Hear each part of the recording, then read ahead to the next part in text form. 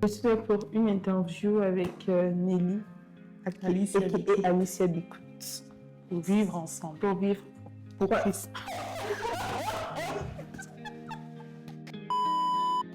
Bonjour à tous, je m'appelle Stania Afana, je suis disciple de Jésus-Christ, je suis rédactrice correctrice et j'ai relu notamment Mon voyage pour plaire au cœur du roi de Alicia Bikout. Je suis également actrice de cinéma, cinéaste. Hello, moi c'est Javea, alias Japsi pour les intimes. Je suis enfant de Dieu, mais j'ai également une communauté qui s'appelle Croître Ensemble, dans laquelle j'accompagne, ou du moins je partage un ensemble de tips, de conseils, de choses que j'ai apprises sur la croissance personnelle, l'amour de soi, la foi et les relations. Et pourquoi aujourd'hui vous êtes présente sur le Christ? Parce que tu nous as un peu forcé.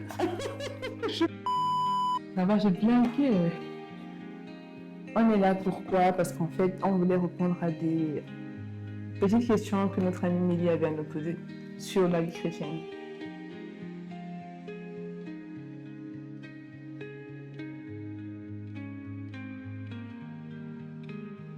Quelle est l'habitude chrétienne qui t'a le plus surpris au début de ta foi? Le jeûne, Non, la prière, en vrai. Non, ça m'a pas surpris parce qu'en fait, la prière, c'est naturel. Nous autres, on va prier. Moi, je faisais 10 minutes de prière. J'étais sûre que je priais 1h30 de te jure. Ce qui m'a plus choqué, je pense, c'est le jeûne. Man, le jeûne. Évangéliser en route. J'avoue. Dinguerie. En fait, moi, je préfère sur les réseaux. Je préfère tellement, je suis tellement plus à l'aise. Et moi, je trouve même que j'ai gagné le plus d'âme sur les réseaux que en route. Donc, en route, pour moi, ça a toujours été assez dur, en fait. C'est ça qui m'a le plus choquée, en fait. As-tu déjà été fâchée contre Dieu? J'étais fâchée contre Dieu une fois, dans un bien esprit, parce qu'en fait, j'avais étudié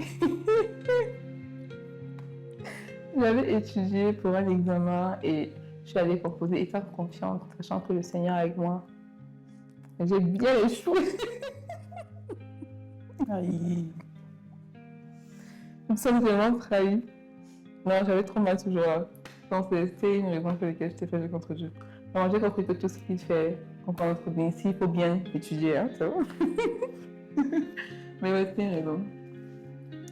Bon, moi, si j'ai été fâchée un jour contre Dieu, c'était parce que je trouvais que j'avais besoin de certaines choses que je n'avais pas. Et je me demandais pourquoi telle personne a ça et moi, je n'ai pas ça, en fait. Et à l'époque, là, ça me faisait trop mal. Je le trouvais injuste. Mais avec le temps, moi, j'ai quand même compris que grace is not fair. Ça, c'est trop une phrase qui est dans ma tête. Grace is not fair. Et que où tu penses même que Dieu doit te donner, en fait, tu es tellement focalisé sur ce que tu n'as pas, que tu n'es pas focalisé sur ce que tu as et que d'autres n'ont pas. Et que si d'autres personnes, si toi, tu veux avoir ça, tu ne réalises pas que même si c'est que ces personnes ont ça, ils n'ont pas aussi certaines choses que tu as. Et qu'au final, Dieu, il fait comme il veut, en fait. S'il veut te donner, il te donne. S'il ne veut pas te donner, il ne te donne pas. Et toi, tu dois faire avec, le glorifier et croire que voilà, il va agir plus tard, quoi.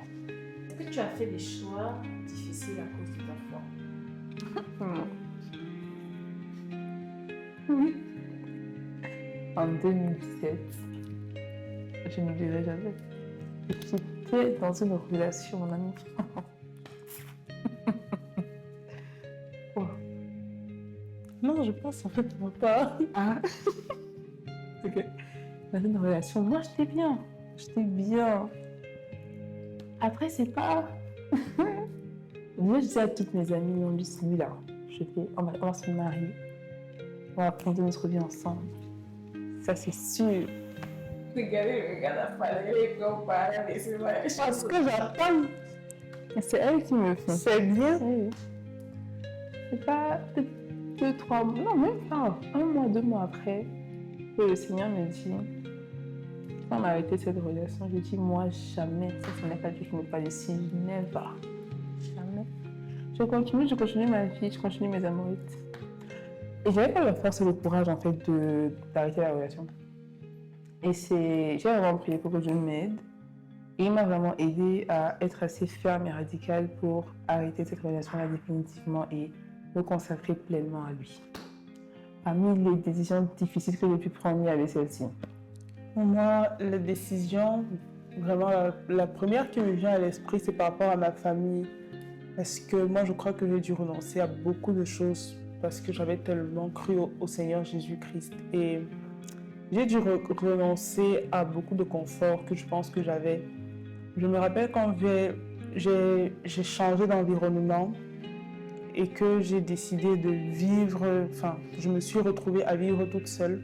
Il y a toujours cette fois-là, je mangeais, j'étais seule dans une maison pas construite et tout, et je buvais le lait le soir. Je ne sais plus avec quoi.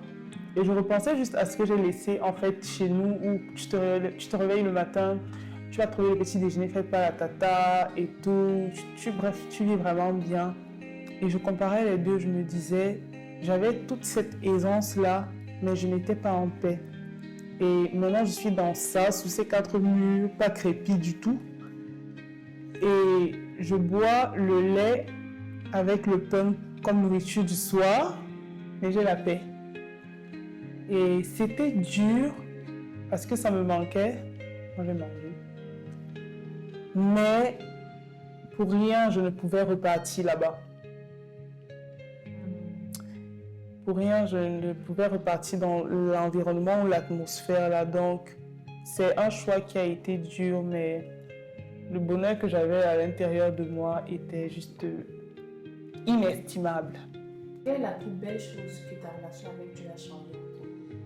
Ce que ma relation avec Dieu a changé, je crois trop, c'est la conception de la vie. Moi, je crois vraiment que en fait, Dieu te donne une direction, il te donne une manière d'aller, il te donne une fondation ou un fondement sur lequel tu te bases pour poser les actes. Quand tu ne connais pas Dieu, tu es abandonné à toi-même, tu es abandonné au conseil des gens, tu es abandonné à comment la société se comporte, tu es abandonné à tellement de choses et au final, tu marches, tu es pas là, tu marches un peu partout, tu essayes ici, tu vis comme quelqu'un qui est dans l'incertitude et qui essaye des choses, qui n'est pas conscient de lui, du potentiel qu'il a, et tu es dans une pensée de survie et pas de vie. Donc, moi, je suis trop contente. Je bénis trop Dieu pour ça. Pour comment aujourd'hui, sur le plan relationnel, j'ai une pensée claire, fixe, nette. Sur le plan de la famille, sur le plan des amis, sur le plan de je ne sais pas, de la vie en général, j'ai la pensée de Christ et c'est la pensée de Christ qui guide mes choix et mes pensées. Donc, c'est vraiment ce que ma relation avec Dieu m'a vraiment apporté. Moi, je dirais que l'une des plus belles choses qui me soit arrivée, c'est ça, depuis que j'ai rencontré le Seigneur, c'est l'éveil et le focus. J'ai pas de très bons souvenirs de comment j'étais à une certaine période, mais une chose que je sais, c'est que j'étais comme dans le noir et le brouillard, en fait. Je n'avais pas une perception claire de ma vie, d'où je voulais aller, de ce que je voulais faire, de qui j'étais. J'étais dans le noir total, mais total. Et je me rends compte que depuis que j'ai rencontré le Seigneur, je suis très consciente de moi, mais pas dans un sens égocentrique, mais consciente vraiment de... Mais je me déconcentre en fait. Je suis désolée. Donc, je suis consciente de moi, pas dans un sens égocentrique, mais vraiment dans un sens où je suis consciente de la personne que Dieu a créée, du potentiel qui est dans cette personne. C'est pas comme si le Seigneur m'a ouvert les yeux intérieurs et m'a permis de me voir telle que je suis, moi tel qu'il m'a créée, de voir la beauté qui est en moi, de voir tout le potentiel qui se trouve en moi, tout ce qu'il a envie de faire au travers de moi. Si tu avais un conseil à donner à toi dans ta jeune vie chrétienne, dans tes débuts en tant que chrétienne, ce serait quoi? Moi, je me serais dite, calme-toi et arrête de paniquer. Le Seigneur est avec toi et le Seigneur est celui qui t'aide et te guide à vivre ta vie chrétienne. Arrête de paniquer et d'avoir peur de pécher aujourd'hui, d'avoir peur de ne pas être à la hauteur, non. Jesus have your back. Ça, non, on dit. Moi, ce que je me serais dit, calme-toi. Et ça aurait calmé toute l'anxiété que j'avais au début de performer pour mériter l'amour de Dieu parce que je ne comprenais pas encore son amour. Et je pense que vraiment c'est ce dont j'avais besoin à cette époque-là. J'aurais besoin d'écouter ce type de conseils. Bon, à la jeune chrétienne, enfin, j'aurais dit que vraiment, aime d'abord le Seigneur. Aime d'abord...